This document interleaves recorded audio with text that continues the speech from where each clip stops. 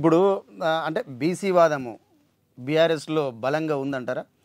బలంగా ఉంది కాబట్టే మొన్న బీసీలకు ఎమ్మెల్సీ టికెట్ ఇచ్చిరనేది ఒక భాగం అయితే, రెండవది మనము ఆ 10 సంవత్సరాలలో బీసీలకు చేసినటువంటి న్యాయం కావచ్చు, తర్వాత యాదవులకు ఇచ్చినటువంటి గొర్రెలు కావచ్చు, తర్వాత గౌడలకు ఇచ్చినటువంటి సంక్షేమ కార్యక్రమాలలో అగ్రభాగాలు ఉండొచ్చు కావచ్చు, నేత కార్మికులకు కావచ్చు, గీత కార్మికులకు కావచ్చు, ఇంకా సబ్బండ వర్గాలకు మత్స్య కార్మికులకు కానీ, అదేవిధంగా ఎప్పుడు కూడా ప్రపంచంలో జరిగినటువంటి ఒక వింత ఇక్కడ రైతు బంధు ఏర్పాటు చేయడం.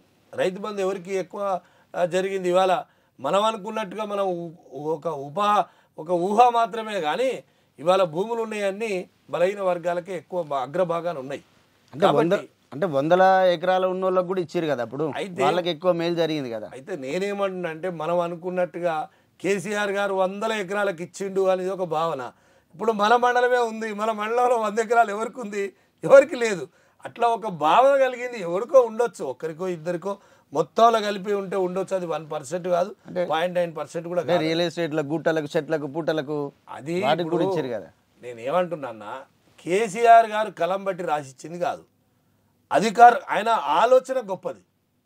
రైతులకు ఏదైతే రైతు బంధు ఇవ్వాలి అంటే పెట్టుబడి సాయం ఇవ్వాలి అనేది ఒక ఆశయం ఏముందో చాలా గొప్పది. అంటే భారతదేశంలో ఇంతవరకు రైతుల గురించి ఆలోచించినటువంటి నాయకుడు ఎవరు లేరు. కానీ దాన్ని ఇచ్చినప్పుడు అధికారులకు చెప్తాడు. అధికారులకు అయ్యా మరి దీని ప్రకారంగా మనం అందరికి కూడా అందరికి ఇవ్వాలి అని చెప్తాడు. చెప్పినప్పుడు దాన్ని చూసే బాధ్యత కొంత. ఇప్పుడు ఏర్జన్గా చేను కావాలి ఉన్నప్పుడు కొన్ని పరుగు పోతాయి, కొన్ని కాల్చుకొని తింటారు, ఏదో జరుగుతుంది. అట్లా ఏదన్నా పరిగలాగా ఏదన్నా తప్పు జరుగుతుంది. నేను మొత్తమే ఇవ్వలేదు ఇచ్చిండ్రు అని చెప్పి నేను అనను. కానీ అది కేసీఆర్ గారు తప్పెట్లయితుంది. ఇచ్చినటువంటి అధికారులు కొంత అటు ఇటు ఏమన్నా వాళ్ళ దగ్గర లోపం ఉంటే జరగవచ్చు. కానీ కేసీఆర్ గారి ఆశయం గొప్పది, ఆలోచన గొప్పది. అంతకుముందు మైక్రో ఫైనాన్స్ కంపెనీలు వచ్చి ఊర్ల మీద పడి అప్పులు ఇచ్చి వాళ్ళ భూములు రాయించుకొని నానా ఇబ్బందులు పెట్టేటువంటి పరిస్థితి నుంచి మరి తెలంగాణ ఇవాళ వాళ్ళ చెర నుంచి విడి వాళ్లకు ఏదైతే ప్రతి ఒక్కరికి అప్పులు ఇచ్చే కాడికి వచ్చింది. రైతులు ఒకరికొకరు సాయం చేసుకునే కాడికి వచ్చింది. అంటే రైతు బంధు వచ్చిన తర్వాత రైతులలో చాలా అద్భుతమైనటువంటి జీవిత మార్పు జరిగింది. అంటే రైతులకు ఇంత మేలు చేస్తే ఎందుకు ఓడిపోయినట్టు? అంటే ఇప్పుడు రేవంత్ రెడ్డి గారు చెప్పినటువంటి కలివలి మాటలు కావచ్చు, అబద్ధం మాటలు కావచ్చు. అబద్ధం ముందు ఎంత నిజమైనా ఒక్కోసారి ఓడిపోతుంది. ఇప్పుడు ఆయన ఏం చెప్పిండు? 2000 పెన్షన్ ఇస్తే 4000 ఇస్తానే. ఇప్పుడు అయితే 10,000 ఇస్తుండే రైతు బంధు. రేపు డిసెంబర్ 9 నుంచి మీరు దప్పున 15,000 రూపాయలు ఇస్తా అని చెప్పి, తర్వాత అసలు 2 లక్షల రుణమాఫీ ఇవ్వడమ్మా, అసలు రుణాలు లేకుంటే తొందరగా పోయి తెచ్చుకొని నేను డిసెంబర్ 9 నాడే నేను 2 లక్షల రుణమాఫీ చేస్తాను. ఇప్పుడు ఉన్నటువంటి దానికి కొంత ప్రజలు నమ్మిరు. అయినప్పటికీ నేనేం చెప్తా అంటే, అన్ని మాటలు కల్లిబొల్లి మాటలు చెప్పినా, అన్ని అబద్ధపు హామీలు ఇచ్చినా, 420 హామీలు ఇచ్చినప్పటికీ ప్రజలు పూర్తిగా కేసీఆర్ను విస్మరించలే.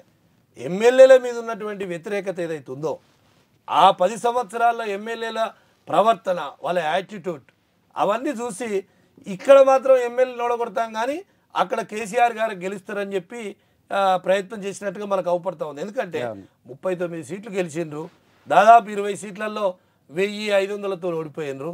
ఇప్పుడు ఆంధ్రప్రదేశ్లో జగన్ ఓడిపోయినట్టు 175 సీట్లకు 11 సీట్లు ఓడిపోతే, నిజంగా మొత్తం ఓడిపోయి 11 సీట్లు గెలిస్తే మీరు అన్నదానికి నేను ఏకీభవిస్తా. అరే నిజంగా కూడా ఇన్ని హామీలు ఇచ్చినా, ఇన్ని అబద్ధపు హామీలు చెప్పినా, ఇన్ని మోసపూరితమైనటువంటి వాగ్దానాలు రేవంత్ రెడ్డి చేసినప్పటికీ కేసీఆర్ గారు నమ్మిండ్రు.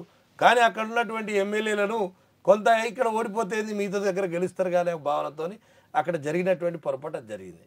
అంటే ఇప్పుడు బీసీల కోసం కానీ రైతుల కోసం కానీ కేసీఆర్ చేసినంటారు. అప్పుడు ఆ రోజున 33% ఉన్న రిజర్వేషన్ను 18% కుదించారు. దీనిపైన ఇప్పుడు బీసీల పైన ఎట్లా ప్రేమ ఉందని అంటారు, దాన్ని ఏం చేయబోతున్నారు? అయితే వాస్తవంగా మీకు దీని గురించి చాలా మంచిగా నేను వివరించి చెప్తా మీకు. వాస్తవంగా ఏంటంటే, కాంగ్రెస్ పార్టీ మొదటి నుంచి బీసీలకు మోసం చేస్తూ వచ్చింది. ఇవాళ కాదు, స్వాతంత్రం వచ్చిన తర్వాత నెహ్రూ గారు కావచ్చు, దాని తర్వాత ఇందిరాగాంధీ గారు కావచ్చు, తర్వాత ప్రధానమంత్రిగా ఉన్నటువంటి రాజీవ్ గాంధీ కూడా బీసీ రిజర్వేషన్లో మోసమే చేసుకుంటూ వచ్చారు. కానీ మొన్న ఆంధ్రప్రదేశ్లో ఉన్నటువంటి 2013లో ఎలక్షన్ జరుగుతున్నప్పుడు 2013లో కూడా ఈ సమస్య వచ్చింది. బీసీ రిజర్వేషన్ గురించి ఒక రెడ్డి అడ్వకేట్ తీసుకుపోయి కోర్టులో వేసినటువంటి పరిస్థితి. అప్పుడు మన ఏపీలో ఉన్నటువంటి ఆనాటి ప్రభుత్వమే ఒక అఫిడవిట్ ఇచ్చింది. ఏంటంటే 42%కు మేము 50%కు మించకుండా బీసీ రిజర్వేషన్ ఏదైతే మీరు కోర్టులో చెప్పిండ్రో, అది సుప్రీంకోర్టులో చెప్పిన దానికి మేము అనుగుణంగా తీర్మానం ఇస్తాము, మేము ఫర్దర్గా మళ్ళీ అడగము అని చెప్పి అఫిడవిట్ ఇచ్చిండ్రు. అఫిడవిట్ ఇచ్చిర్రు కాబట్టి ఇవాళ ఏపీలో కానీ ఇక్కడ కానీ ఆ రిజర్వేషన్ మారతలేదు. అట్లనే తెలంగాణ వచ్చిన తర్వాత మొట్టమొదటినే కేసీఆర్ గారు మరి ఫస్ట్ రిజర్వేషన్ కావాలి అని చెప్పి అసెంబ్లీలో 14 రోజులనే మొట్టమొదటి తెలంగాణ ఏర్పడి అసెంబ్లీలో మొదటి అసెంబ్లీలోనే మొట్టమొదటి తీర్మానం ఏంటంటే బీసీలకు ఇక్కడ కాదు చట్టసభల్లో కూడా 30 చట్టసభల్లో కూడా రిజర్వేషన్ కావాలి దామాషా ప్రకారం. తర్వాత మహిళలకు కూడా 33% రిజర్వేషన్ కావాలని తీర్మానం చేసిన అటువంటి ఏకైక నాయకుడు కేసీఆర్ గారు.